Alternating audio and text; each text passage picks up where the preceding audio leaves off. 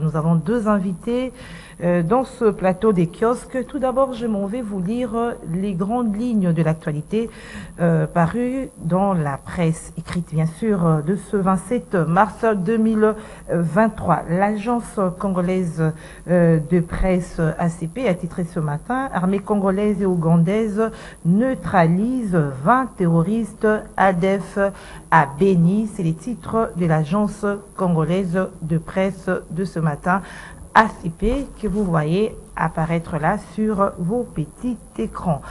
Alors, un autre journal, c'est Congo Nouveau, qui écrit « Manœuvre politique avec Bemba, Kamere, Mboussa, Fachi à 3 schémas ».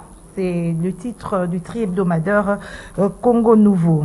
Et le potentiel a mentionné dans ses colonnes qu'il n'y a pas de temps mort pour l'équipe gouvernementale remaniée au regard de grands défis à relever. Il cite notamment la guerre dans l'Est, le surchauffe sur le marché, le phénomène Kuluna et les élections. L'avenir salue l'entrée de Jean-Pierre Bemba et Vital Kamerhe au gouvernement Samalukonde II, deux poids lourds de la politique congolaise. Voilà, un autre journal, c'est Eco News, qui s'est dit surpris par la nomination simultanée de Jean-Pierre Bemba à la défense et de Vital Kamerhe à l'économie nationale. Ça, c'est Eco News. La tempête des tropiques publie les portraits de 16 femmes nommées dans cette équipe gouvernementale. Voilà, ce sont là les titres, les grandes lignes de la presse. Ce matin, nous avons deux invités dans ce plateau de kiosque, que je disais tantôt. Christian Moleka, bonjour, bon début de semaine. Bonjour madame, et bon début de semaine à vous également, ainsi qu'à tous nos téléspectateurs qui nous suivent de partout. Alors il sera face à Joseph Kongolo, bonjour, bon début de semaine. Bonjour madame, bon début de semaine à vous et à Christian et à tous ceux qui nous regardent sur leur petite télé. Voilà, l'émission de ce matin, madame, monsieur, sera un peu pédagogique. Nous allons parler de défis à relever, dans le gouvernement Sama 2. Nous allons parler de défis sécuritaires, électoraux et socio-économiques. Nous allons prendre chaque secteur, chaque ministère, quels sont les défis à relever. Alors, on commence par l'économie. L'économie, ça touche également le social. Je reste avec vous, Joseph Kongolo. Vital Kamerhe à la tête du ministère de l'économie. Nous savons que ce ministère a beaucoup de défis à relever, beaucoup de problèmes. Le ministère était pratiquement presque vide, parce que les ministres qui étaient sur place avaient été déchus, démis de ses fonctions. Aujourd'hui, Kamerhe est là. Quelle doit être la priorité dans ce secteur économique? Bien, merci beaucoup madame. Je salue d'abord l'arrivée aux commandes de ce ministère. Je félicite le président Kamerhe qui, dans son parcours politique, est en train de rebondir pratiquement. Lui qui a été écorché assez suffisamment par le procès. Et là, il rebondit. C'est ça aussi une des qualités dans la politique, c'est de savoir rebondir là où peut-être personne ne s'y attend. Donc c'est encore une qualité de leadership qu'il faut apprécier. Là, on le dit sur le principe, c'est une qualité de leadership qu'il faut apprécier. Quand on est en terrain, et tout de suite on rebondit et on s'accroche, n'est-ce pas, au sommet de la hiérarchie politique. Son passé judiciaire n'a rien à voir avec... Je ne dis pas qu'il n'a rien à voir, mais je voudrais apprécier ici les qualités politiques de cet homme, n'est-ce pas, qui, après avoir été enterré à cause de ce procès, il rebondit, n'est-ce pas, et il se place, n'est-ce pas, au sommet de la hiérarchie politique. Je crois que ça, politiquement, il faut le saluer, parce qu'il n'y a pas si longtemps... Vous savez que la mémoire de la nation n'est pas si faible, n'est-ce pas? Mais là, on voit l'homme rebondir et se placer, n'est-ce pas, au sommet de la hiérarchie politique. Je crois que c'est une qualité politique qu'il faut apprécier, de toutes les façons. Quant au ministère qui lui a été donné, je l'ai dit toujours qu'en acceptant d'abord le défi social, en particulier le panier de la ménagère, à 9 mois de la fin du mandat du président de la République, je crois qu'avec toutes les attentes, avec les fluctuations de la monnaie locale, n'est-ce pas, dans notre pays, le fait d'accepter seulement, n'est-ce pas, ce défi à 9 mois de la fin du mandat, ça veut dire qu'il a pris quand même de la mesure, il a jaugé, il a vu qu'il pouvait apporter quelque chose. Parce qu'en fait, vous pouvez facilement être enterré politiquement, vous venez et vous ne faites rien, ou encore la situation se dégrade davantage, vous voyez, c'est que ça va retomber sur lui, sur le plan politique. Donc c'est quelque chose. Donc en l'acceptant, sûrement, tu dois avoir une technologie particulière pour pouvoir assurer des équilibres, ça veut dire... Et ça sera possible stabiliser la à 9 situation. mois de la fin du mandat. Madame, tout dépend. Moi, je ne suis pas économiste, n'est-ce pas? Mais je sais que pour ceux qui ont quand même une expertise avérée dans le domaine, il y a moyen de stabiliser les équilibres aujourd'hui, c'est-à-dire on stabilise la monnaie à un certain niveau, n'est-ce pas, à un certain taux, et on tente tout simplement de jouer sur le pouvoir d'achat de la population. C'est possible, parce qu'il n'y a que 9 mois. Je ne vois pas une économie, relancer une économie à 9 mois, je ne vois pas personnellement. Mais je crois que le rôle primordial de M. Caméré aujourd'hui, c'est de stabiliser la situation, n'est-ce pas? Le taux du dollar. Créer des équilibres, oui, évidemment, au taux du dollar, créer des équilibres de manière à ce que, bon, qu'on n'aille pas aux élections avec trop d'élémentation, n'est-ce pas, à ce niveau-là. Et je crois que c'est le rôle qu'il a. D'abord, ce ministère est resté longtemps sans titulaire, ce qui fait que il n'a pas été géré assez correctement pendant un certain temps. Et lui qui vient d'arriver, je crois qu'il doit... Je me dis toujours qu'il doit avoir une technologie particulière pour être à la hauteur de la stabilisation de la monnaie et stabiliser aussi la situation. C'est ça qui doit être la priorité selon vous dans ce secteur de C'est une l'économie. priorité, madame. Nous sommes dans une année électorale. Dans cette année électorale, le panier de la ménagère pèse énormément dans l'opinion. Donc il sait, Caméré le sait très bien, c'est-à-dire qu'il doit appuyer sur de boutons qu'il faut, de manière à ce qu'il y ait une certaine stabilité. Ça va entraîner tout, parce que quand il y a stabilité de la monnaie, ça entraîne tout, le prix de biens sur le marché, voilà. Bah, nous espérons bien que ça va entraîner tout ça, mais je crois qu'il y a déjà quelque chose, parce que à partir du mois d'avril, au niveau, n'est-ce pas, du barème, je crois qu'au niveau des salaires des fonctionnaires, enseignants, ainsi de suite, il y a des petites améliorations. Il ne faut pas que ça soit consumé par la détérioration de la monnaie, voyez-vous. Donc il faudra qu'il fasse un effort pour stabiliser les choses, créer des équilibres de manière à ce que les petites augmentations qu'ils vont bénéficier là-bas ne soient pas quelque chose jeté, n'est-ce pas, à la poubelle, en quelque sorte. Entre-temps aussi, l'enjeu électoral est grand. L'enjeu électoral du panier de la ménagère, c'est l'élément fondamental. C'est l'élément fondamental. Et moi, je crois qu'en acceptant seulement cela, à 9 mois, sûrement, qu'il doit avoir ce qu'on appelle, une technique particulière pour pouvoir... Quand vous parlez de l'enjeu électoral, vous entendez quoi? C'est-à-dire que quand le Congolais mange bien, ils vont aussi aller aux urnes pour donner leur voix pour... Non. Ça veut dire le social, c'est les manger, hein? Non, le social n'est pas le manger. Je crois que c'est aussi mauvaise conception de la chose, n'est-ce pas? Parlons plutôt du panier de la ménagère. Parce que le social, ça englobe l'éducation, la santé, il y a assez d'éléments là-dedans. C'est aussi le manger, oui. C'est aussi, effectivement, là je suis d'accord, mais c'est le panier de la ménagère qui pèse un peu plus. Vous savez, l'opinion râle très souvent sur ce qui touche, n'est-ce pas, au panier de la ménagère, donc le coût de la vie, tout ça, ainsi de suite.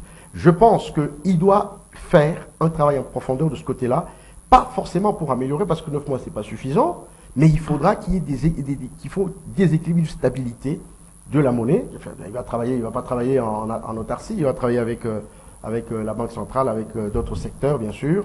Question tout simplement de stabiliser un peu le taux de change, n'est-ce pas? Et éviter un peu tous ces cris qu'il y a dans la rue partout. Merci Joseph Congo. Alors Christian Modeka, le secteur de l'économie, c'est quand même un secteur crucial qui a fait échouer beaucoup de ministres. Aujourd'hui, Caméré est là, qui doit être la priorité, lui qui a accepté ce poste en ce moment, à 9 mois de la fin du mandat des chefs de l'État. Bon, de mon point de vue, la priorité devra être la stabilisation des prix des denrées alimentaires et éventuellement un contrôle strict de la structure des prix. Le gouvernement avait pris l'option, je crois avant les fêtes l'année passée, de suspendre le prélèvement de la TVA pour permettre à ce que le prix puisse plus ou moins se stabiliser et permettre aux Congolais de consommer avec un pouvoir d'achat qui se perdait. Malheureusement, la suspension de la TVA ne s'est pas accompagnée d'un contrôle, l'inspection de l'économie, pour vérifier si les acteurs économiques ne spéculaient pas. Et donc, terrain, il n'y a pas... Non, le ministre à l'époque avait également suspendu le travail des inspecteurs pendant au moins un moratoire de 3 mois, à la veille de fête. La raison, c'était d'éviter de faire de la pression sur les acteurs, mais en même temps, ça favorisait la spéculation des commerçants. Donc il faudrait, de mon point de vue, qu'ils travaillent d'abord à stabiliser les prix. Ça va demander un dialogue avec le secteur productif, parce qu'ils évoluent dans un environnement qui n'est pas stable, avec l'inflation importée, avec toutes les conséquences sur les prix d'achat aujourd'hui dans la production qui est plus chère. Donc il faudra un dialogue avec le secteur productif et éventuellement des allègements fiscaux, parce que c'est ce qui va se passer si on veut parler avec eux pour qu'on puisse avoir une stabilisation des prix. Mais à côté des allègements fiscaux qui peuvent accompagner ce travail-là, il faudra qu'au niveau des inspecteurs du secteur économique, que l'on suive la structure des prix pour que le juste prix soit respecté, que les acteurs économiques ne spéculent pas. Et parce que généralement, nous sommes très soumis à des spéculations des acteurs qui fait que parfois ils bénéficient au-delà des pourcentages requis en termes de bénéfices. Donc si ce travail-là est fait de dialogue avec le secteur productif, d'allègements fiscaux, de stabilisation des prix, éventuellement de contrôle, on peut avoir un secteur économique qui sera plus ou moins stable jusqu'à la fin de l'année et qui permettra aux Congolais de récupérer un peu de pouvoir d'achat. Parce que ce qu'on n'a pas réussi à faire durant les 5 ans, c'est de faire des réformes profondes de notre économie. Nous avons une économie qui demeure extravertie, une économie qui dépasse seulement des mines, alors qu'au début de la législature, le président avait beaucoup insisté sur la diversification, sur la vengeance du sol sur le sous-sol, c'est-à-dire la filière agricole. Ça nous aurait permis d'avoir une économie plus diversifiée et de moins ressentir le choc de ce qui se passe dans l'environnement international. Comme on n'a pas réussi pendant les 5 ans à réformer profondément l'économie, qui a gardé pratiquement la même structuration depuis de longues années, et donc il ne saura pas en 9 mois faire des réformes profondes. C'est difficile de faire des réformes profondes. Non, il ne faut pas y croire alors, quand vous dites que c'est difficile. C'est-à-dire que le temps matériel ne lui permettra pas, peut-être il peut en lancer les réformes, mais on n'en verra pas les fruits en fait au sens politique, parce que ce sont des réformes qui prennent du temps. Si vous voulez aujourd'hui par exemple relancer les filières agricoles, en s'appuyant d'abord sur les routes des sols agricoles qu'il faudra faire, en mécanisant le secteur agricole, en formant les agriculteurs, ben vous aurez les résultats dans 2 ou 3 ans. Vous ne l'aurez pas au cours des 6 prochains mois. Donc oui, il peut lancer des réformes assez audacieuses dont il ne récoltera pas les fruits. Si on veut avoir des fruits à court terme, ce sera davantage des mesures conjoncturelles en termes de stabilisation de prix, en termes de dialogue avec le secteur productif. Il faut un dialogue. Nous avons beaucoup parlé en politique dialogue, mais il faut un dialogue avec le secteur économique, le secteur productif.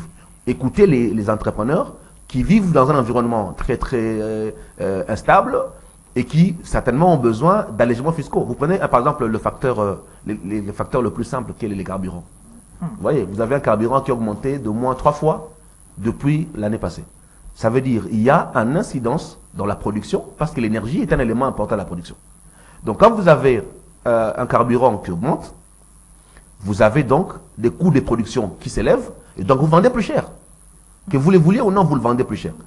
Et donc ça va inciter le citoyen qui va acheter parce qu'il achète un produit qui se vend plus cher. Donc si de manière très sereine plutôt, le gouvernement met un dialogue avec le secteur économique, qui visera franchement à voir comment alléger fiscalement les entreprises pour qu'ils puissent produire dans des conditions plus ou moins assez idéales et donc donner des produits avec un prix assez juste, alors là, le Congolais pourra acheter. Bien évidemment, ça devra s'accompagner également de l'amélioration du pouvoir d'achat, parce qu'on a beaucoup perdu en pouvoir d'achat. Mais le travail du gouvernement et mon co-débatteur... Non, je comprends bien, le problème, c'est aussi au niveau des impôts, des taxes qui doivent être allégées pour permettre à ce que ces opérateurs économiques ne fassent pas la loi à travers leurs prix et tout. Oui, mais parce qu'on l'a déjà, comme je l'ai dit, on l'a déjà fait avec la TVA. C'est-à-dire que le gouvernement avait suspendu la TVA sur certains produits. Maintenant, il faudrait penser à élargir peut-être la panel de la réflexion sur comment alléger nos secteurs économiques pour qu'ils puissent mieux évoluer. Parce que l'environnement international n'est pas assez stable pour l'instant. Nous subissons l'inflation importée, nous subissons la crise de l'énergie qui est mondiale et le coût de l'énergie qui est mondial, et donc ça impacte également nos producteurs. Et donc si nous voulons protéger le secteur productif chez nous, il faudrait les aider à mieux produire, et ça passe également par des allègements fiscaux. Alors, ceux qui disent qu'il faut aussi créer des opérateurs économiques congolais, parce qu'on voit aussi, c'est plus des étrangers, des Indo-Pakistanais, et aussi, ça crée un problème.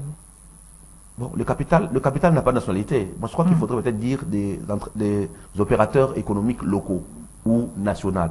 Parce que vous prenez un opérateur comme, je ne vais pas faire la publicité, un opérateur comme, comment je peux citer le nom, d'un opérateur qui a fait 50 ans, 60 ans au Congo, 90 ans au Congo. Vous direz que ce sont des capitaux étrangers. Non. Oui, il faut soutenir des entrepreneurs congolais qui sont déjà dans le secteur et qui peuvent être des capitanats dans certaines industries, la grande distribution, dans la production alimentaire. Mais en même temps, il faudrait soutenir tous ceux qui ont choisi le Congo comme des impatries et qui sont là comme acteurs de manière dans la durée, depuis plus de 20 ans, 30 ans, 50 ans, et qui apportent également ce capital productif que nous avons. Donc oui, c'est pas mauvais, mais ce sont des réformes qui prennent du temps. Par exemple, nous avions le Fonds pour la promotion de l'industrie, qui était là comme un élément important d'appui à l'administration du pays. Beaucoup de voix se sont levées pour transformer les FPI, le fonds en banque. Si par exemple on avait réussi à faire du FPI une sorte de banque d'investissement, ce serait intéressant. Si le gouvernement remettait en place la banque de crédit agricole, qui a également disparu, ce serait intéressant parce que ça permettra aux Congolais d'accéder à des capacités de crédit, et ceux qui sont dans le secteur agricole par exemple pourront relancer l'agriculture. Ce sont des axes sur lesquels on peut travailler, mais c'est du long terme, en tout cas du moyen à long terme. En 9 mois, c'est peu. Il va mettre les bases. Ce serait des bases, mais les produits, vous l'aurez en 2024, 2025. Voilà. Si et seulement si le président il sera reconduit. Si et seulement si le président est conduit, si et seulement si les politiques sont maintenues, parce que la grande faiblesse chez nous, c'est également l'instabilité des politiques. Ça veut dire qu'à chaque fois qu'une équipe vient, il change de priorité. Nous le disions avant le débat avec mon co-débatteur, nous n'avons pas le regard long, c'est-à-dire que d'inscrire dans la durée les réformes.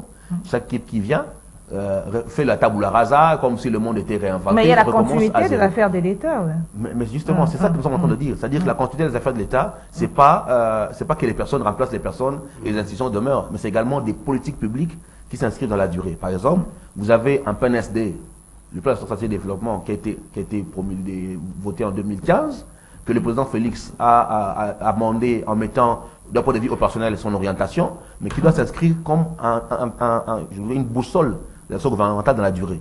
Mais vous verrez que beaucoup d'acteurs, par exemple, ne consultent pas le PNSD, ou ça n'inspire même pas en termes de politique publique.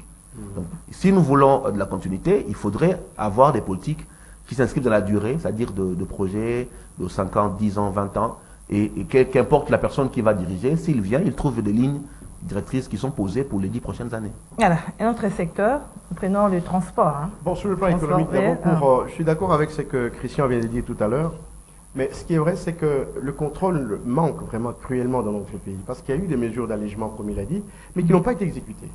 Je veux dire, elles sont restées lettres mortes. Je crois que la première des choses que Kamere va faire, c'est d'abord exécuter les mesures qui ont été faites, qui ont été prises, mais qui n'ont pas été exécutées correctement sur le terrain. Je crois que si déjà on commence par là, on pourra peut-être avoir déjà les premières impressions et voir comment on peut les renforcer, n'est-ce pas, par d'autres mesures conjoncturelles, comme il vient de le dire tout à l'heure. Donc je pense qu'il a du pain sur la planche, pratiquement, parce que 9 mois, comme il a dit, réforme économique, c'est juste le temps de recherche, le temps d'études et tout ça. Mais ici, il doit montrer qu'il est politique. Il doit montrer qu'il est politique. Il n'est pas un technocrate, c'est un politique, donc il doit savoir où appuyer pour essayer d'alléger et, n'est-ce pas, atterrir assez facilement au niveau, n'est-ce pas, du mois de décembre, qui est le mois de plusieurs enjeux à la fois. Donc voilà à peu près la situation, comment elle se présente sur le terrain. J'adhère totalement à ce que Christian a dit. Les grandes réformes sont nécessaires à l'économie. Il vient de dire tout à l'heure que quand un régime arrive, il efface pratiquement tout ce que le prédécesseur a fait. Je crois qu'il faut des lois pour pouvoir soutenir, n'est-ce pas, cette véritable continuité, n'est-ce pas, de l'État. Je disais quelque part que les 145 territoires, elles peuvent avoir, n'est-ce pas, de vices dans sa conception, dans sa réalisation, mais c'est quelque chose qu'on doit étudier pour pérenniser, couler ça sous forme de loi pour que chaque président qui arrive, il doit disposer d'au moins 10 millions, au minimum 10 millions par territoire chaque année. Voyez-vous ? Okay. Donc c'est des choses qu'il faut couler sous forme de loi pour que ce soit pérenne. Que ce ne soit pas une histoire, non, c'est Félix qui a initié ça parce que c'est lui, eh bien moi j'efface et tout ça. Non, il y a des bonnes politiques qui sont là, qu'il faut pérenniser à travers de réformes et des lois qui doivent faire exécuter ça, n'est-ce pas, dans la durée. Voilà, on prend notre secteur, c'est les transports, c'est aussi ce qui touche le social de la population, c'est vraiment des transports. Beaucoup de défis à relever également dans ces secteurs, qui doit être aussi la priorité de ce côté-là. Oui, nous avons des très sérieux problèmes dans le transport, donc c'est au fait une situation de carence. Carence infrastructurelle d'abord, et carence d'investisseurs sérieux dans le transport. Malheureusement, on a tenté avec Esprit de Vie. C'est une politique qui est restée, n'est-ce pas, sans continuité, fort malheureusement. Donc, je crois que même le secteur de transport, ça fera partie, n'est-ce pas, de la commission de M. Kamere comme président, n'est-ce pas, le président de la commission ministérielle, ou gouvernementale d'ailleurs, sur le social, je pense bien. Donc, il y a aussi, à ce niveau-là, des sérieux problèmes à faire. Moi, je crois qu'il faut exploiter le rail et il faut exploiter aussi notre boulevard naturel, c'est le fleuve. Donc c'est particulièrement, les investissements sur le fleuve ne demandent pas beaucoup de temps.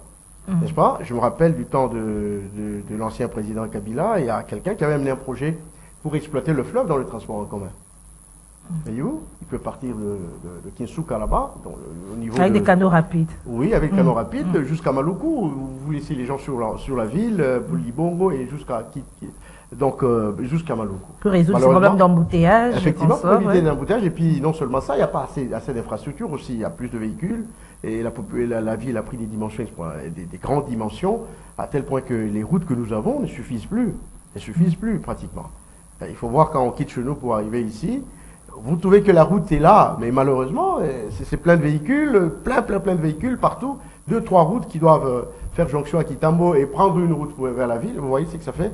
Donc il faut augmenter les débouchés, et à mon avis, il faut remettre le train et aussi exploiter le fleuve qui est le boulevard naturel qui toujours des programmes à long terme, hein? Toujours des bon, programmes à long terme. Dans le transport, en réalité, il n'y a pas vraiment de long terme. Regardez les bus Transco, les bus Transacademia.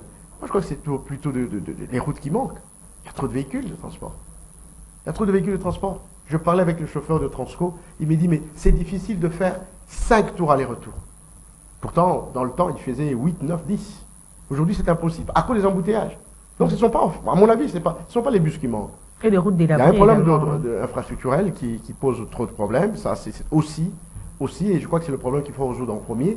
Et si on peut faciliter aussi aux opérateurs économiques dans le secteur en donnant, comme on l'a fait avec Esprit de Vie, donc on pourra aussi alléger sur ça. Donc ce sont des problèmes qui vont se résoudre vraiment à court terme, mais il faut investir dans les infrastructures. Le secteur du transport, Christian Moleka, c'est un problème, ça touche aussi le social de la population, les défis à relever dans ces secteurs, outre le problème de routes, comme a dit Joseph Kongolo, il y a aussi le problème des fixations aussi des prix, qui ça relève du gouvernement provincial.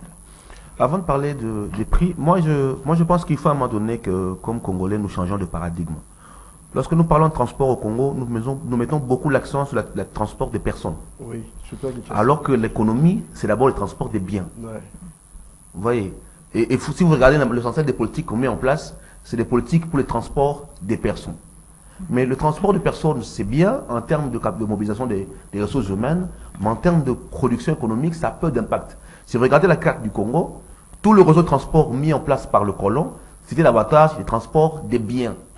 Vous avez le chemin de fer qui va de Lubumbashi jusqu'à Ilebo, BF navigable jusqu'à Kinshasa, Kinshasa le train jusqu'à Matadi. C'est le transport des biens. Ensuite, vous avez le BF navigable qui relie l'Équateur à Kinshasa, puis vous avez les tronçons ici, Romungwere, à Keti, c'est pour le transport des biens. Donc nous, on a inversé les paradigmes, nous travaillons davantage aujourd'hui sur le transport de personnes. Moi, j'aimerais que le ministre qui vient travaille sur le transport de biens. Ça veut dire quoi? Ça veut dire dans les Congos profonds, on produit des choses. Oui. Tout le monde dit qu'il faut manger. On produit des choses, mais il manque des moyens de transporter ces choses des villages jusqu'au national numéro 1, par exemple. Alors, plutôt que d'avoir un Transco essentiellement axé sur le transport des personnes, moi, j'aurais aimé qu'on ait des transports cargo qui soient orientés sur le transport des biens, sur les fret. Parce que c'est ça qui va permettre aux Congolais de consommer. Et au secteur rural, de respirer et d'amener plus de nourriture. Malheureusement, c'est un accent sur lequel nous travaillons peu. Donc, si le gouvernement peut travailler aujourd'hui à relancer le transport de masse, c'est vrai, par le train, mais davantage les biens, là, nous permettrons à l'économie de se revitaliser. C'est un aspect qu'il faut travailler. Et puis en termes, puisque nos routes prendront du temps, le secteur le plus important aujourd'hui au Congo, c'est le secteur d'aviation. Parce que l'aviation nous permet de compenser l'absence de nos routes. On n'a pas de routes qui relaient toutes nos grandes villes, qui ne sont pas connectées. Et donc, nous faisons le transport aérien pour empêcher, pour compenser la connexion terrestre qu'on n'a pas. Mais la compagnie nationale d'aviation, qui est Congo Airways, il faudrait voir qu'est-ce que nous avons aujourd'hui comme problème au niveau aérien. Donc, si le ministre peut retravailler à améliorer le secteur aérien pour compenser le tronçon terrestre que nous n'avons pas et qui prendra du temps à revenir, il faudrait relancer le secteur aérien en profondeur, revoir ce qui se passe dans Congo Airways, éventuellement recapitaliser, ajouter une flotte pour permettre de couvrir le pays très rapidement et puis à un prix abordable. Et puis après, le secteur de navigation, monsieur John l'a rappelé, le secteur de navigation est un secteur majeur. Le Congo est un pays qui est plein d'eau. Mais nous n'utilisons pas les multimodales. Les multimodales, c'est route, terre, air. Hein? Donc route, plutôt terre, mer, air. Mais tant que nous n'utilisons pas la mer, les eaux, mais notre secteur, il est incomplet. Vous êtes à Maluku, par exemple, pour venir à Gombe. Vous n'avez pas besoin de prendre la route. À partir de Maluku, vous pouvez prendre, je ne sais pas, un bus, un canot rapide qui vous amène jusqu'à Ngobila. Vous n'êtes pas tenu de prendre la route. Et il n'y aura pas d'embouteillage pour quitter Maluku, venir jusqu'à Gombe par le fleuve. Mais pourquoi nous ne développons pas ça? Qu'est-ce qui passer par les airs aussi avec des petits porteurs. Oui, mais avec les petits porteurs, il y a Ndolo qui est là, mais on peut faire le fleuve très facilement. Vous êtes à Tchangou, vous êtes à Njili. Mais Ngwele, toute la rivière de Njili qui passe par Kingaboa, qui vient jusqu'à Gombe, on peut le faire. Pourquoi nous ne pensons pas à développer des péniches qui permettent, par exemple, vous êtes à Debonom, vous êtes à Petro-Congo, vous prenez votre péniche et vous arrivez au boulevard sans passer, pour réduire un peu la pression sur les deux boulevards que nous avons, poids lourd et limité, qui est asphyxié parce qu'il y a énormément de véhicules qui ne permettent pas de circulation. Puis en matière de prix, ça c'est plus complexe, parce que comme je vous l'ai dit, il y a la question de l'énergie, du carburant qu'il faut prendre en compte et qui participe pour beaucoup dans la formation du prix. Et donc, si le gouvernement ne stabilise pas le carburant, nous aurons du mal à stabiliser le prix, qui est davantage des montants de vue liés au pouvoir d'achat, qui est très faible. Déjà, les transports en commun chez nous, il est très faible. Il est très, très, très moins cher. Ce que nous payons ne permet pas aux jeunes secteurs de faire de bonnes affaires. C'est parce que le pouvoir d'achat est très faible qu'on descend un peu pour trouver la poche du Congolais. Il faut par contre travailler à améliorer les pouvoirs d'achat plutôt qu'à stabiliser les prix, ce qui ne permet pas aux entrepreneurs du secteur d'évoluer. Alors, un autre secteur qui va de pair avec l'économie, c'est aussi l'agriculture. Hein, secteur agricole qui est presque inexistant en République démocratique du Congo. On ne sent pas ce ministère, M. Joseph Congo. Non, ce ministère respire, mais il respire moins. Il respire moins parce qu'il y a d'abord une carence de communication au niveau des actions gouvernementales, malheureusement. Mais il faut une communication, il faut qu'on sente vraiment l'impact sur évidemment, comment on va le savoir si on ne communique pas? C'est difficile. C'est seulement avant-hier, je crois, que j'ai appris que le service national a ouvert déjà 6 sites. Je ne sais pas si vous étiez au courant. Moi, je ne savais pas. Et on m'a cité les 6 sites. Et on m'a montré que cette année, d'après le président... Pour quelle population? Non, mais pour quelle population? Le problème n'est pas à ce niveau-là. Le problème n'est pas... Le problème n'est pas au niveau de satisfaire, n'est-ce pas, le besoin. Le problème, c'est de commencer un travail. Voyez-vous? De commencer un travail. C'est vrai, on a commencé très timidement. Je comprends le contexte politique dans lequel, d'ailleurs, le régime est arrivé au pouvoir. C'était un contexte difficile, avec tous les événements qu'il y a eu. Bon, 6 sites, je crois qu'il y a un bon début. Et à part ça, il y a d'autres sites. Je me rappelle, le Premier ministre Tchibala avait ouvert une usine, une rizière, je crois, et une usine d'ailleurs de transformation dans le Congo central ici. Plus les 6 sites, je sens qu'il y a une volonté de faire quelque chose, mais apparemment c'est comme s'il n'y a pas suffisamment de moyens qui sont affectés à l'agriculture. Et pour les 6 sites qu'il y a, quand je vois le volume d'argent détourné, d'après ce que nous raconte dans les journaux, et quand je vois, le général Kassongo me dit que c'est avec 5 millions de dollars l'an qu'il arrive à réaliser ce qu'il est en train de réaliser. 5 millions de dollars l'an qu'il arrive à réaliser ce qu'il est en train de réaliser. Et imaginez-vous, il construit des écoles, il fait ceci, il construit des écoles, il construit des bancs, et puis on fait la culture avec 5 millions de dollars. Donc je me dis que c'est un secteur qui n'est pas suffisamment financé. Notre budget ne finance pas suffisamment l'agriculture, ce qui fait que les réalisations sont très timides, n'est-ce pas, dans le secteur. Mais au moins, il y a déjà quelque chose, n'est-ce pas, qui avance, parce que j'ai vu ce que Kassongo a présenté, les 6 sites, il y a le Congo central, il y a le Kassa, il y a le Katanga. Mais là, ça n'a rien à voir avec le ministère de l'Agriculture. Hein. Non, nous parlons du secteur de l'agriculture, parce que c'est ça le secteur de l'agriculture, et ça y marche du budget national. N'est-ce pas? Ça marche du budget national, même si ça ne relève pas de l'agriculture. Mais en fait, le ministère de l'Agriculture, effectivement, c'est pourquoi j'ai dit que l'agriculture lui-même n'a pas suffisamment de fonds au niveau budgétaire, au niveau de la loi des finances. Et quand on revient, comme vous voulez revenir sur le ministère lui-même, pratiquement, c'est des choses disparates. Parce que vous avez la pêche qui... J'ai vu des... Comment on l'appelle? Ça également, oui. Barricadaires ou des débarcadères, ou quelque chose comme ça. Non, je n'étais pas informé. Un jour, le ministre lui-même est passé, il nous a montré ce qu'on a déjà construit à l'intérieur pour la pêche. Pour la pêche, et le matériel qu'on a donné, et le soutien qu'ils ont. Des bateaux de pêche promis. Pas encore des bateaux, on a promis des bateaux. On a promis des bateaux de pêche. Effectivement, on ne les a pas encore vus avec les yeux, ça reste encore une promesse. Mais au moins, il y a timidement des petites actions qui sont faites. Et je crois qu'il faut suffisamment d'argent pour pouvoir faire exploser ce secteur qui devient capital pour nous. Et vous savez que l'agriculture aujourd'hui, c'est l'agriculture qui a relancé l'industrie, que ce soit aux États-Unis, même ici chez nous. Donc si nous avons un sol suffisamment riche, le président l'a dit, c'est resté pratiquement un slogan, la revanche du sol sur le sous-sol, mais en réalité, c'est une orientation qui peut faire émerger la République démocratique du Congo, au moins dans ce secteur agricole, parce que nous avons tous les atouts naturels qu'il faut. Nous avons l'eau, nous avons des sols des terres fertiles, riches, oui, fertiles. Nous avons aussi la main-d'œuvre. Nous sommes assez nombreux. Vous savez, la démographie, c'est un atout économique. Donc nous croyons que s'il y a une organisation du sérieux et des politiques cohérentes, n'est-ce pas, dans ce domaine, auxquelles on peut affecter suffisamment des fonds, je pense que le Congo peut devenir un oasis, n'est-ce pas, dans ce domaine-là. Alors, agriculture, priorité des priorités, Christian Moleka, mais nous ne sentons pas ça et beaucoup auraient souhaité peut-être qu'on ait des champs. Ça, c'est pour le ministère de l'Agriculture, voilà. Notre problème, c'est notre modèle de croissance. Nous avons un modèle de croissance qui dépend grandement des mines. Et chaque année qui passe, nous consolidons cette dépendance au secteur minier. Alors que nous devrions diversifier l'économie. Et c'est ça notre grand problème. Monsieur John a également à nouveau raison de parler de financement. Le secteur agricole n'est pas suffisamment financé dans le budget. Alors que l'objectif au niveau africain, c'est d'avoir au moins 10% de PIB. Pour l'agriculture, nous, on ne l'a jamais atteint. On doit être à 5 ou 6% de ressources allouées au secteur de l'agriculture. Donc nous ne mettons pas assez d'argent dans l'agriculture. C'est ça qui fait défaut. Mais oui, parce que sans moyens, vous ne faites pas les politiques qu'il faut. Nous avions par exemple ce qu'on appelait le PNIA, le Programme national d'investissement agricole, qui est déjà d'ailleurs dépassé. Le PNIA avait un besoin en financement de 8 milliards que l'État congolais n'a pas pu financer. Il fallait recourir aux partenaires pour financer notre propre programme d'investissement agricole. Il est dans les tiroirs parce qu'on ne l'a pas financé et le programme il est terminé. Il nous faut clairement lever l'option de fonder notre croissance tant sur les mines, c'est vrai, mais également sur l'économie. Et cela quitter la dimension de slogan et s'inscrire dans des politiques réelles, notamment au niveau du budget, en allouant les ressources nécessaires au secteur agricole. C'est que nous ne faisons pas. Ensuite, si l'on met les ressources, il faut lever l'option sur les modèles des politiques. Nous avons quelque peu tergiversé. À l'époque du ministre Bassengeji, on a commencé à parler de mécanisation de l'agriculture. Il y a eu un grand forum à Goma, je crois, sur l'agriculture. On a acheté des tracteurs.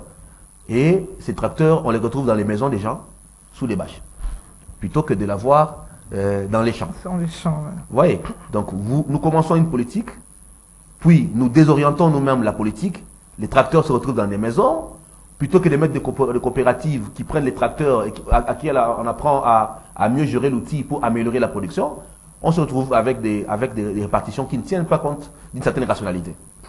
On quitte cette politique-là, on change d'action, on dit non, on fait maintenant des programmes agricoles plus ou moins industriels, les PAI, modèle Bukangalonzo. On dit voilà, on va faire 22 PAI pour pouvoir faire l'agriculture intensive, à défaut de voir la logique paysanne progresser.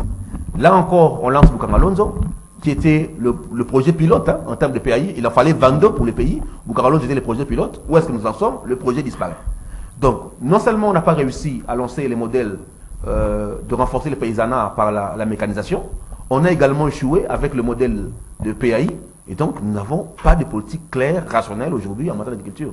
Donc il faudrait à un moment donné que nous avions le choix et que nous travaillions rationnellement sur des politiques qui ne s'inscrivent pas dans une dynamique de redistribution entre copains des terres et des tracteurs, mais en travaillant avec ceux qui sont des acteurs dans les secteurs. Dans les acteurs dans les secteurs, et j'ai rappelé en amont que nous avions besoin d'une banque agricole. Parce que pour soutenir les acteurs producteurs, il faut un accès au crédit. Et la banque des crédits agricoles, qui a disparu, devait être relancée. Ce sont des choses sur lesquelles le gouvernement peut travailler pour permettre aux acteurs du secteur d'accéder au crédit et donc augmenter la capacité d'investissement. Si nous ne travaillons pas sur ces questions-là, eh bien l'agriculture restera un slogan. Le secteur ne sera pas relevé. Peut-être finir par les routes, les aides agricoles, les RDA. Là encore, je crois que si les 145 territoires s'inscrivaient dans une logique de mettre en valeur les routes des aides agricoles, ce serait intéressant pour permettre à ceux qui produisent de pouvoir sortir leurs produits. Parce que si vous quittez Kinshasa, déjà ici on parle des routes dans la capitale. Maintenant, quittez la capitale, entrez dans les fins fonds, vous allez voir des lieux qui sont inaccessibles. Conséquence, vous voyez Kinshasa aujourd'hui inondé d'Aguéné. Mais la Guinée, c'est le maïs. Donc vous avez des producteurs qui font du maïs, mais qui ne peuvent pas écouler parce que ça coûte cher. Ils préfèrent les transformer en liquide parce que c'est plus facile à transporter sur bateau et ça se vend plus cher que le maïs lui-même. Ouais, donc un bidon de 25 litres, c'est vend plus cher que le sac de maïs. Mais c'est plus facile à transporter. Donc on préfère transformer les maïs en alcool frélaté au nom de la ville, alors que le même maïs pouvait venir en maïs pour alimenter la ville. Donc parce que l'une des raisons, c'est également les routes. L'état des routes, l'état de ceux qui sont dans les secteurs, difficilement ils arrivent à faire sortir les produits des lieux de production au grand RN, au RN de la route nationale. Donc si on veut travailler sur l'agriculture, il faut travailler sur les routes, il faut travailler sur le financement des secteurs, il faut travailler sur les politiques claires en termes de choix stratégiques, et puis enfin, il faut allouer suffisamment des ressources dans le budget. Nous déséquilibrons le budget en mettant trop d'argent dans les fonctionnements des institutions, plutôt que de mettre dans le secteur d'investissement et productif comme l'agriculture. Voilà, on prend le ministère de l'Intérieur, secteur intérieur, la sécurité. Alors c'est un secteur à problème, avec les conflits, notamment Kwamut, avec les phénomènes Kuluna. Monsieur Joseph Kong.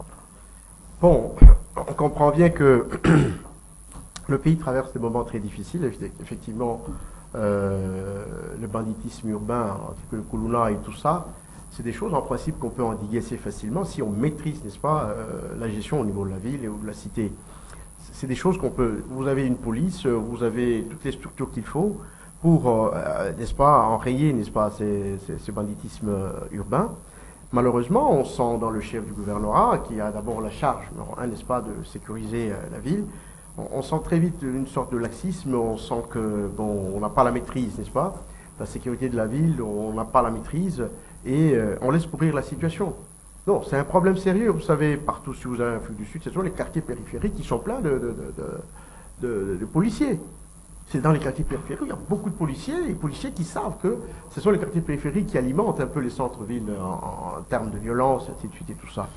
Fort malheureusement, ici chez nous, on sent que la police elle-même n'est pas suffisamment rodée, n'est-ce pas, pour... Il y a aussi un problème de moyens, ils sont là, peut-être ils abandonnent un poste, faute de moyens. Pour lutter contre le banditisme urbain, il y a une police spéciale pour ça. Deuxièmement, comme tu le dis, il n'y a pas suffisamment de moyens pour pouvoir faire ce travail de fond, parce que le banditisme urbain, c'est des choses qui empêchent l'économie de respirer correctement. Voyez-vous? Donc c'est des choses, c'est une maladie qui se trouve dans toutes nos villes, hein, le banditisme. Vous avez certaines pratiques en fait qu'on peut endiguer assez facilement par les responsables locaux, mais aussi au niveau du gouvernement central. Il devra aussi monter de politique, fournir des moyens qu'il faut pour que toutes ces structures qui sont chargées d'assurer la sécurité et des moyens, mais aussi une technologie appropriée pour ce faire. Alors les conflits intercommunautaires, ça, oui, dans les conflits intercommunautaires, là je reviens là-dessus, les conflits intercommunautaires sont d'abord et principalement une carence de la gouvernance locale. Ça c'est la première chose. Quand les responsables locaux n'arrivent pas à exercer suffisamment correctement leur travail, n'est-ce pas, sur des différentes entités qu'ils gèrent, s'ils n'arrivent pas à gérer des conflits communautaires, n'est-ce pas, à leur niveau correctement, très souvent, on débouche sur ces violences communautaires. Et je crois que, premier des responsables, ce sont d'abord les animateurs des entités territoriales. À ce niveau-là. Je le dis parce que j'offre mes services, n'est-ce pas, à l'inspection générale de la territoriale, et quand vous faites un état des lieux, vous sentez qu'il y a un vide. Mais quand vous voyez les missions, n'est-ce pas, qui sont données à l'inspection générale de la territoriale, eh bien, aujourd'hui, avec force, je peux dire que les conflits communautaires ont à 80% comme pour responsable l'incompétence, si vous voulez bien, de la gouvernance locale, ou encore l'incapacité de la gouvernance locale à gérer les conflits, et à gérer les conflits particulièrement communautaires, mais aussi les successions de terre. Non. Oui, il y a un problème de terre, il y a la succession des autorités coutumières. Ouais. Effectivement, ce sont les trois éléments qui sont à la base de ces conflits communautaires, en particulier. Voyez-vous? Donc, et vous sentez que ce sont les missions premières de la gouvernance locale, ça veut dire administrateur de territoire, chef de secteur, et tous les autres. Voyez-vous? Donc, il y a cette carence-là, en premier, c'est-à-dire le gouvernement central n'arrive pas à construire des politiques, n'est-ce pas, qui va dans le sens de l'amélioration de la gouvernance à la base. Et ça, c'est un mal. C'est un mal. C'est souvent entretenu par des politiques. Mais effectivement, c'est ça le problème. Parce que les politiques exploitent quoi? C'est la faiblesse de loi. La faiblesse de loi. Ou encore la faiblesse du pouvoir. C'est ça le problème. Si la loi est là, mais c'est la faiblesse du pouvoir. Alors, je ne sais pas si Peter Kazadi, qui vient d'hériter prendre la tête de ce un ministère, méga ministère, qui n'a pas besoin de prendre les petits clients et mettre autour, il faut des gens qui ont une longue expérience d'abord dans la territoriale, et en même temps une longue expérience dans la gouvernance locale, parce que il faut avoir des conseillers qui soient pratiquement calés en matière de Merci de Joseph gestion Kongola. Alors Christian Moleka, le secteur ministère de l'Intérieur, les défis à relever, la priorité. Le grand défi, c'est que c'est la police, parce que le ministre de l'Intérieur chargé de la sécurité à l'intérieur du territoire, et donc la police est un atout important. Or, la police au Congo est en déficit d'effectifs. Si vous prenez par exemple la ville de Kinshasa, le général Kassongo doit avoir une garnison de 20 000 hommes. Et Dieu seul sait dans les 20 000 hommes combien sont actifs, ou de la capacité d'être actifs. Dans une ville où tout le monde parle de 15 millions d'habitants, vous avez des effectifs qui sont très, très, très minimes. Mais il faut recruter. C'est l'État qui doit mettre les moyens pour qu'on recrute, pour qu'on ait plus de policiers. Mais pourquoi on ne recrute pas assez? Mais le secteur n'est pas attractif. Le salaire qu'on donne à la police ne peut pas attirer le bon citoyen qui a fait l'université pour qu'il rejoigne les rangs du service public. Il faut améliorer les conditions de vie de ceux qui font la police. Prenez un exemple, nous avons 2 camps de police dans la ville de Kinshasa. Vous avez le camp de Fungula, vous avez le camp Laurent Désiré Kabila à Lemba. Faites le tour. Et voyez seulement les conditions de vie des policiers.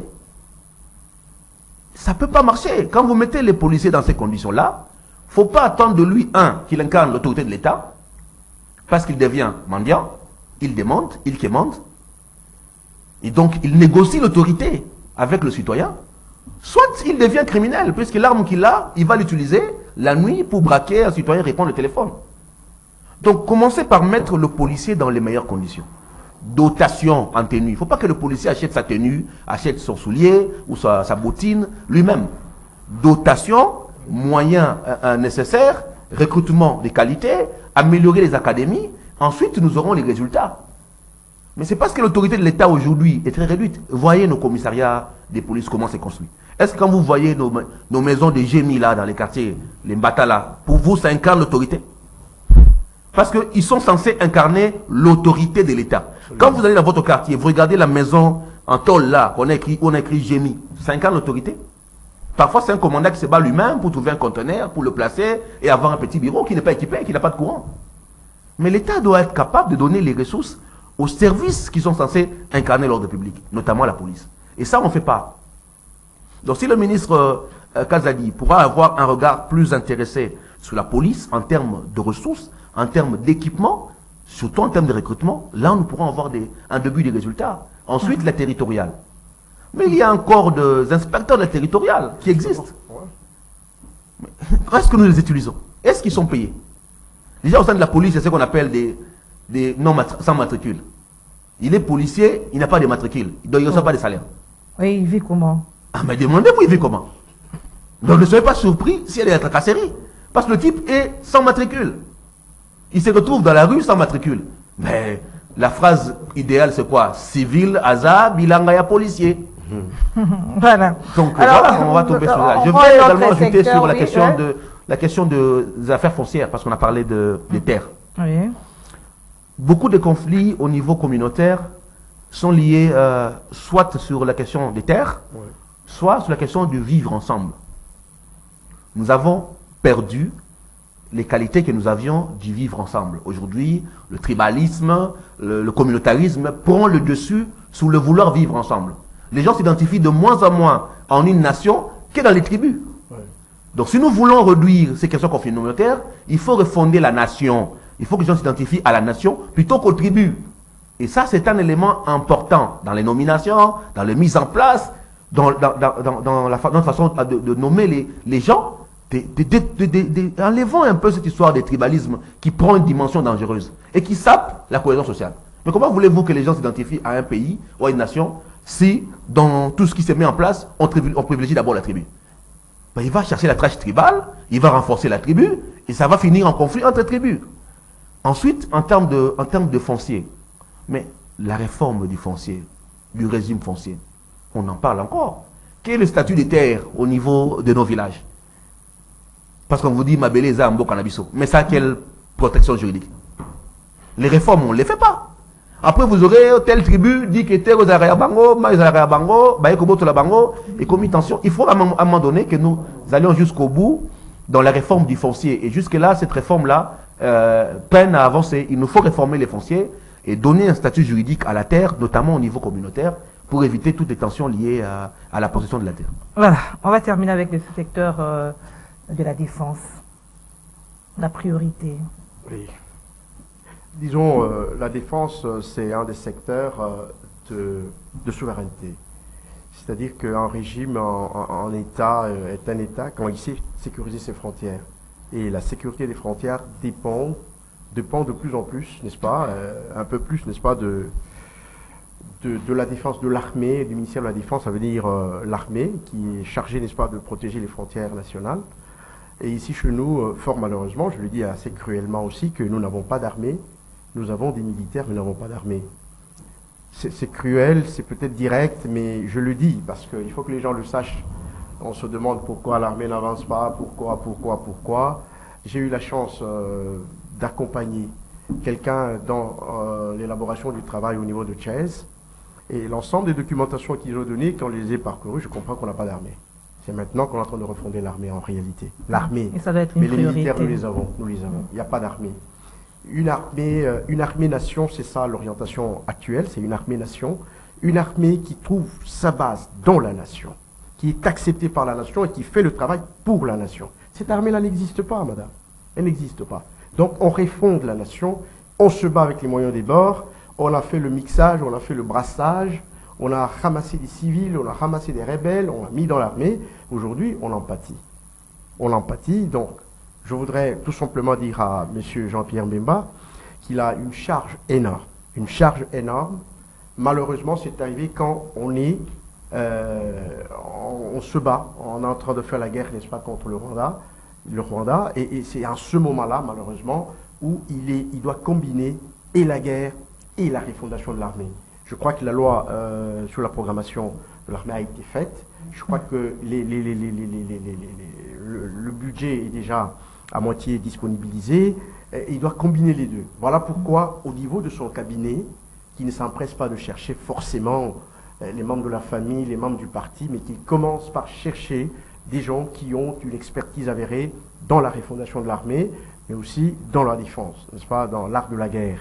Ça, c'est très important parce que nous sommes en guerre. Ça, il ne faut pas tergiverser là-dessus, nous sommes en guerre. Donc, ce sont des priorités qu'il a, et malheureusement, c'est pendant ce temps qu'il doit réformer, qu'il doit refonder une armée moderne, une armée-nation. Christophe Molika, la défense. La défense, moi je dirais qu'il y a 3 priorités. La première priorité, c'est à court terme, clarifier le commandement, par une mise en place qui tienne compte des compétences, des qualités des hommes qui connaissent les opérations. Améliorer la logistique, parce que nos militaires décrochent souvent parce que la logistique n'est pas à point. Améliorer la logistique, et ensuite les renseignements militaires. Parce que si on réussit à avoir un bon commandement, améliorer les morales des troupes avec des bons revenus, qu'on arrange les problèmes de logistique et qu'on met une bonne réforme des renseignements militaires, on peut avoir les résultats à court terme. Ensuite, à moyen terme, c'est les DDR. Nous sommes à la fois dans une logique où nous voulons anéantir l'ennemi, mais en même temps nous voulons réinsérer ceux qui ont quitté les groupes armés. Et donc il faudrait travailler à ce que le programme DDR soit un pilier important de la recherche de la sécurité. Malheureusement, le programme DDR manque de ressources, il manque de financement. Il faudrait financer ce programme. Il faudrait financer le programme nous-mêmes. Arrêter d'attendre tout le temps les partenaires qui n'amènent pas ce qu'il faut pour avoir un bon programme DDR. Finançons nous-mêmes le DDR pour désarmer ceux qui coûtent les groupes armés et qu'on n'ait pas un recyclage permanent des gens qui étaient pris dans les groupes armés, qui reviennent et qui refondent des rébellions, on tourne en rond. Et puis troisièmement, c'est ce que mon co-débatteur a dit, c'est la réforme en profondeur. Nous n'avons pas de doctrine militaire. Oui, nous avons une loi de programmation, oui, mais c'est quoi notre doctrine en matière de défense? Nous avons besoin en profondeur d'une réforme de la doctrine militaire, d'une réforme de la pyramide militaire. Vous avez une pyramide qui est renversée. Beaucoup trop d'officiers que des corps de troupes. Beaucoup d'officiers que des corps de... Alors que l'armée, c'est l'inverse. C'est beaucoup de corps de troupes. Et plus vous montez une fine élite avec très peu d'officiers. Ça ne sert à rien d'avoir beaucoup de généraux qui font absolument rien et très peu de corps de troupes. Donc inverser la pyramide pour avoir des corps de troupes. Et puis plus vous montez, la pyramide se réduit et avoir moins de généraux. Donc je crois que ce sont des réformes de fond qui vont demander du temps, qui ne sera pas faire à court terme, mais s'ils travaillent à court terme sur la qualification du commandement, sur la logistique et les renseignements, et qu'on met également un accent très prononcé sur le DDR, on peut avoir des bons résultats.